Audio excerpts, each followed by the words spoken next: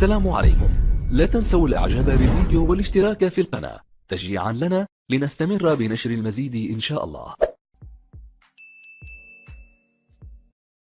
السلام عليكم ورحمة الله وبركاته. أهلا بكم متابعينا الكرام، أرجو منكم الاشتراك في القناة وتفعيل زر الجرس ليصلكم كل ما هو جديد لدينا.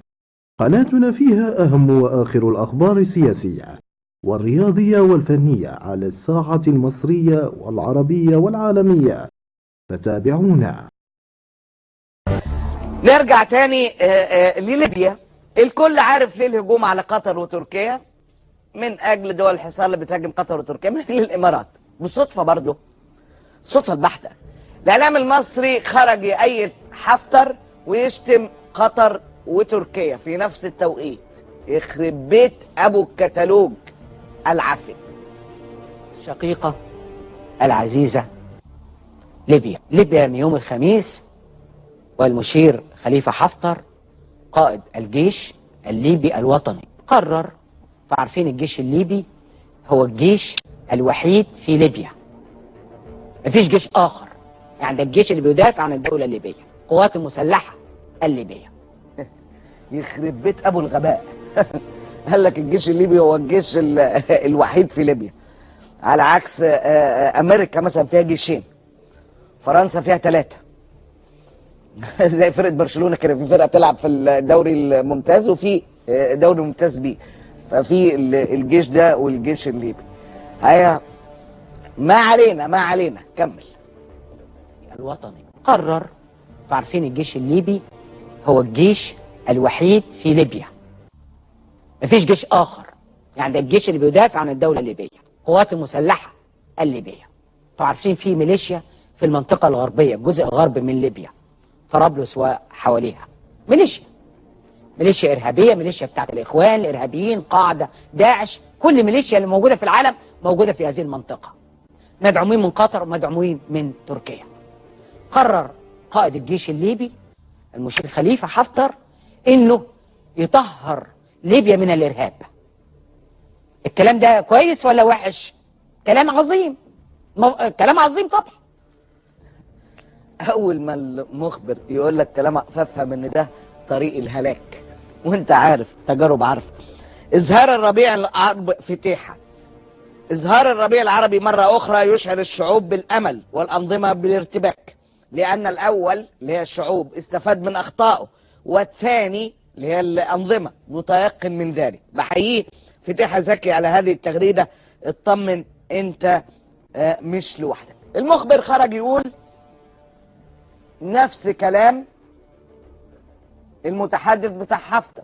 ده ليه؟ توارد خواطر؟ لا، توارد كتالوجات. كتالوج هنا هو الكتالوج هنا. بقول لك ابن زايد عنيف قوي مع الموظفين بتوعه. ازاي تعود ليبيا الا ولها جيش وطني يقوده المشير خليفة حفتر؟ هي القوات المسلحة الليبية يقودها المشير حفتر. ويا جماعة ما حدش يجري ورا قنوات الارهاب ويجري ورا القطريين وورا الاتراك. الاعلام كله طلع يساند حفتر ويهاجم قطر وتركيا، ولكن يظل الرهان الأخير على الشعب الليبي.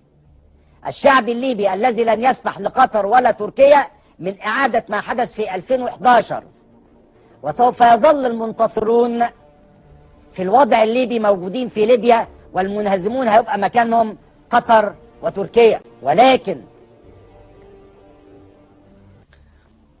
الله يمسيك بخير يا احمد يا عيد، راجل. الكل كان على نفس النغمه. هؤلاء الكذابين الافاقين، الدوله الشرعيه موجوده في طرابلس، الدوله التي جاءت بانتخابات اللي اختارها الشعب.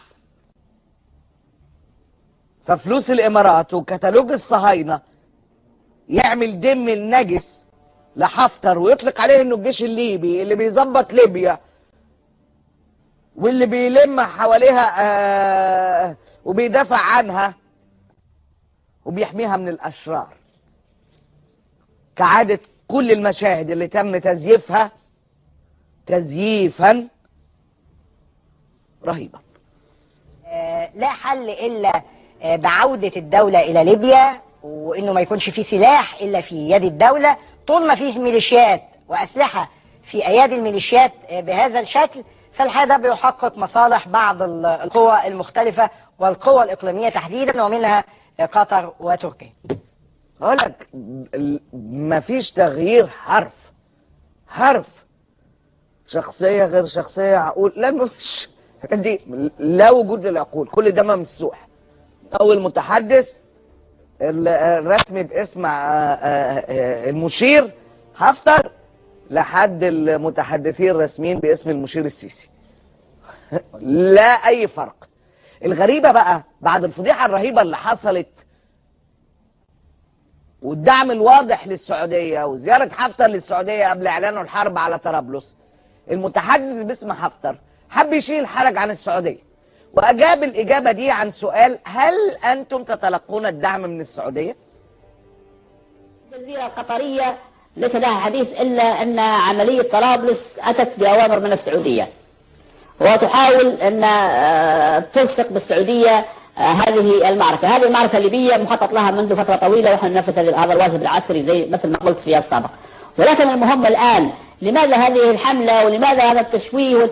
السراج هل لديه الشرعية المحلية؟ مثلا هل المجلس الرئاسي لديه الشرعية المحلية؟ هل مر عبر البرلمان؟ حقيقة كانت صدفة غريبة. الجزيرة القطرية دي تحب تروج إشاعات بنت لذينة. قبل العملية الانتحارية اللي عملها حفتر بأيام كان الملك سلمان واخده في حضن، بس ما كانتش دي، كانت كلها من تصاريف القدر.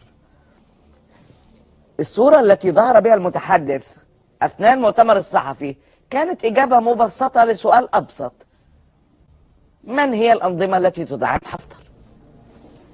السعودية، بص الميكروفونات، السعودية، مصر، دي ام سي، مش اي مصر، دي ام سي، يعني مش حتى لاعبين، لا ده بالفرد الاساسي المخابرات، سكاي نيوز، قصة واضحة، العين، الامارات، المستقبل، دي اللبنانية، السعودية برضو مستقبل، مش دي اللبنانية، لو هي اللبنانية السعودية برضو. السعودية بتاخد رئيس الوزراء السيري، يعني أنا آسف، في السعودية برضه قال لك 5 مليون للتلفزيون الجديد مقطوعة، تسريبات ويكيليكس بتاعت السعودية. وبالرغم من المتحدث باسم حفتر نفى أي دعم من السعودية، لكن يظل تناول الإعلام السعودي والإماراتي للحدث في ليبيا هو خير دليل على مدى الدعم اللي بيقدمه النظام السعودي والإماراتي لقوات حفتر المجرمة. جرائد السعودية والإماراتية في جميع منشطاتها اللي بتغطي فيها الشأن الليبي حاولت تقدم حفتر بصورة المنتصر البطل المشير متجاهل الخسائر المتلاحقة والأسرى اللي بتتكبدها قواته وجنوده. صحيفة عكاظ السعودية مثلا نشرت مقال تحت عنوان طوفان الكرامة يقتحم طرابلس، وعند هنا هي شكر كل القراء على طوفان الكرامة على هذه الجملة العبقرية تحت اسم طوفان الكرامة. حتى حفتر ما قدرش يسمي نفسه كده ولا العملية سماها كده، انما السعودية ارتقت، والسعودية صاحبة فلوس حقها ترتقي اللي هي عايزاه، قالت طوفان الكرامة يا طوفان الكرامة.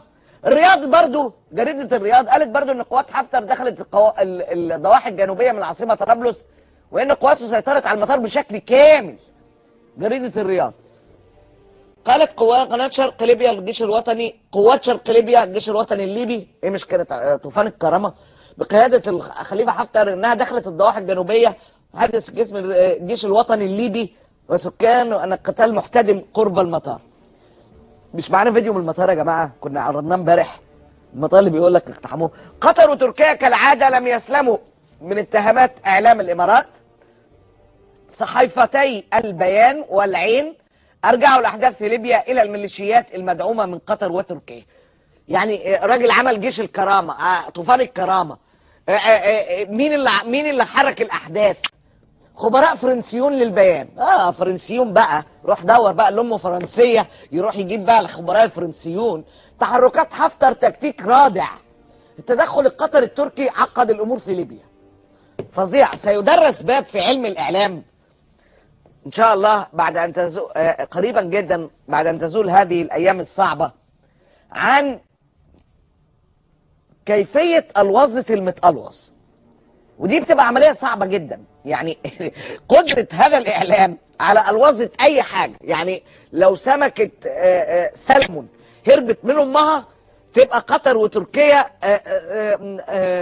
عصت السمكة السلمون الصغيرة على أمها. لو في ذكر من